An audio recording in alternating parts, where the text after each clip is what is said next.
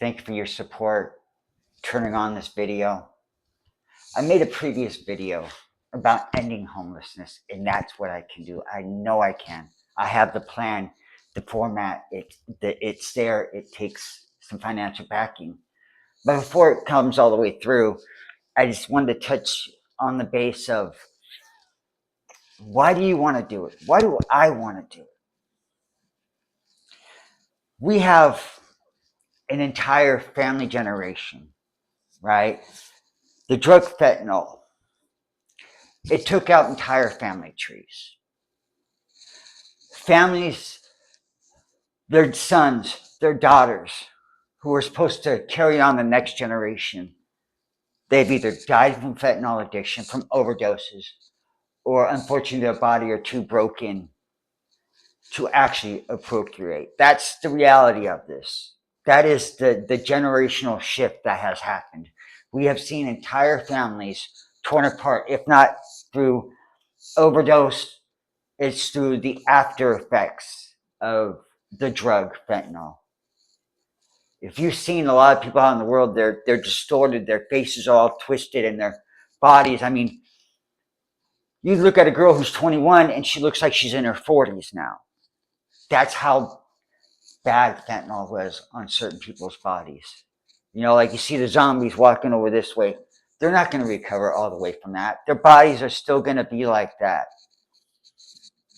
See, in my mission, part of my mission is to understand what that has done instead of writing them off, preparing the way for them when they decide to quit, knowing, because in their eyes, guys, honestly, they think they're too broken down, they're too far gone to want to quit. There's no tangible evidence, there's nothing for them in their eyes to live for. And that's the reality of it. That is the reality of it. See, there's people like me who have that level of empathy and sympathy, the level of foresight to see what's going to happen and prepare for that. But I just don't think about them as well. I was an ex-heroin addict. You know, I did fentanyl, I did meth, I did a laundry list of things, okay? I take all that into consideration. Alcoholism, everything. And I can't say it enough. The plan I have to end homelessness puts everybody at the forefront. It thinks it's I have everybody's best interest at heart, and that's why it takes a special breed of person to have this idea. God doesn't just give this sort of mission in life to just anyone. He doesn't. You know, I'm not out for money grab. I'm not greedy. It's that, look, people like that who go homeless, they use drugs to cope with that, right? If they never used and they get into homelessness, they lose their job, their housing, they go to homelessness, they'll turn to that to cope, right? Drugs and homelessness, it's a fickle thing. They kind of overlap at times, you know? You do see those ones who are so hardcore in their drugs that you give them someplace to live, they're going to trash it up. It happens that way. And unfortunately, those are the type of people who will sell drugs and get arrested. Do you get what I'm saying? There's a limit, there's a level to certain things, certain formats. So that's why some people might ask me, why do you do it? Why do you want to do it? It's because I've been there. I've been in those shoes, and I know how it feels to be looked at a certain way, to be spat at, to be told off, to be looked down upon, all of that.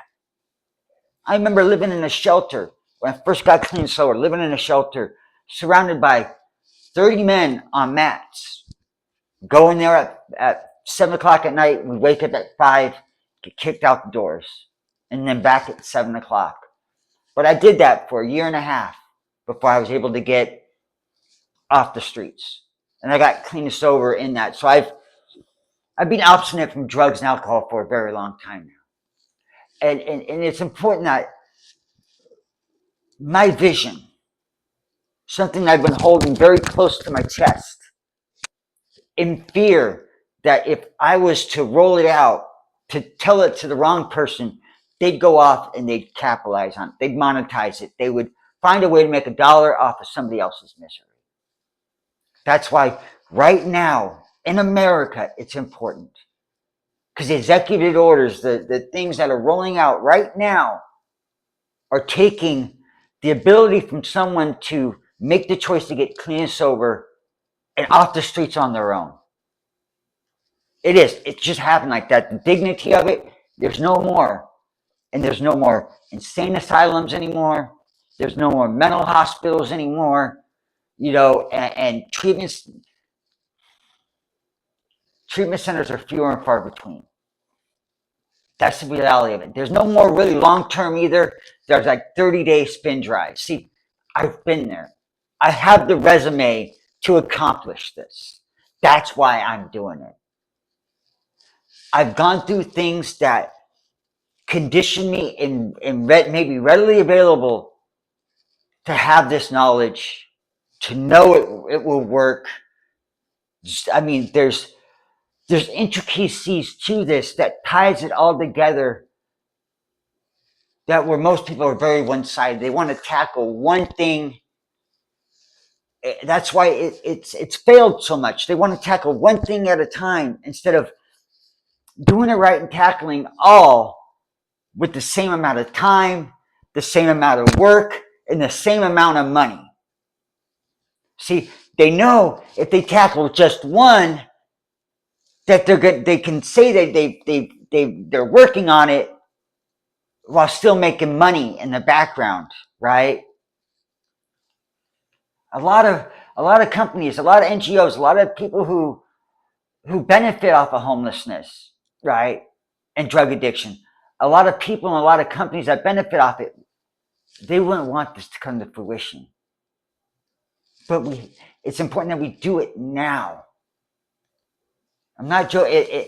It's like, you ever thought in the back of your mind that they came out with the cure for cancer all the way around, like a universal cure, but they hid it away so they can make money off of the treatments, right? That unfortunately, humanity can be that ill, that sick, that they will do that. They will hide the cure for that so they can keep capitalizing and keep it for themselves. Do you get what I'm saying? And that's not who I want to be. That's not who I want to be. I want to be the person that ended homelessness because it's the right thing to do.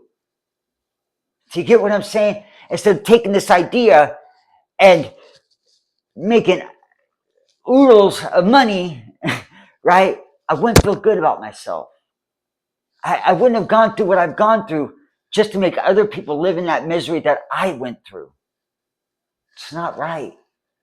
You know what I'm saying? It's time to revolutionize